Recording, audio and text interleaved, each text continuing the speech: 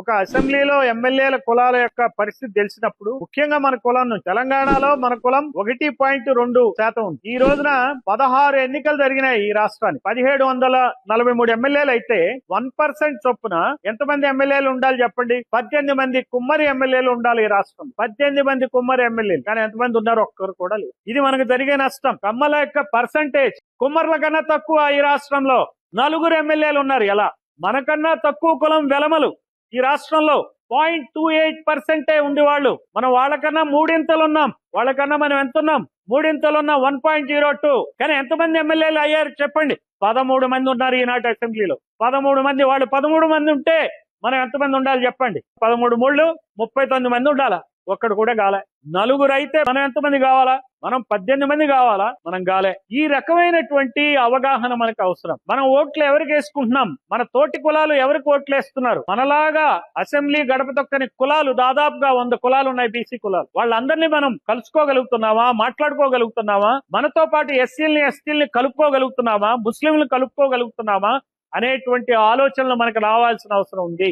ఈ పార్టీలో ఈ ఆలోచనలు రాకుండానే మనల్ని పాలిస్తాయి. ఒక అసెంబ్లీలో ఎమ్మెల్యేల కులాల యొక్క పరిస్థితి తెలిసినప్పుడు ముఖ్యంగా మన కులం తెలంగాణలో మన కులం 1.2% ఉంది. ఈ రోజున 16 ఎన్నికలు జరిగినాయి ఈ రాష్ట్రానికి. 1743 ఎమ్మెల్యేలు అయితే 1% చొప్పున ఎంతమంది ఎమ్మెల్యేలు ఉండాలి చెప్పండి? 18 మంది కుమ్మరి ఎమ్మెల్యేలు ఉండాలి ఈ రాష్ట్రం. 18 మంది కుమ్మరి ఎమ్మెల్యేలు, కానీ ఎంతమంది ఉన్నారు? ఒక్కరు కూడా లేదు. ఇది మనకు జరిగే నష్టం. కమ్మల యొక్క పర్సంటేజ్ కుమ్మర్ల కన్నా తక్కువ ఈ రాష్ట్రంలో 4 ఎమ్మెల్యేలు ఉన్నారు. ఎలా? మనకన్నా తక్కువ కులం వెలమలు ఈ రాష్ట్రంలో 0.28% ఉంది. మనం వాళ్ళకన్నా మూడింతలున్నాం. వాళ్ళకన్నా మనం ఎంతున్నాం? మూడింతలున్నాం, 1.02. కానీ ఎంతమంది ఎమ్మెల్యేలు అయ్యారు చెప్పండి? 13 మంది ఉన్నారు ఈనాటి అసెంబ్లీలో. 13 మంది. వాళ్ళు 13 మంది ఉంటే మనం ఎంతమంది ఉండాలి చెప్పండి? 13 3 39 మంది ఉండాలా? ఒక్కడు కూడా గాలే. 4 అయితే మనం ఎంతమంది కావాలా?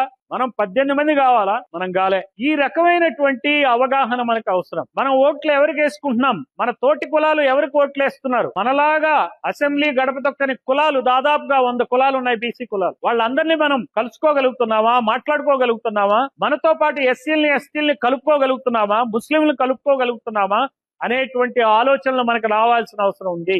ఈ పార్టీలో ఈ ఆలోచనలు రాకుండానే మనల్ని పాలిస్తాయి.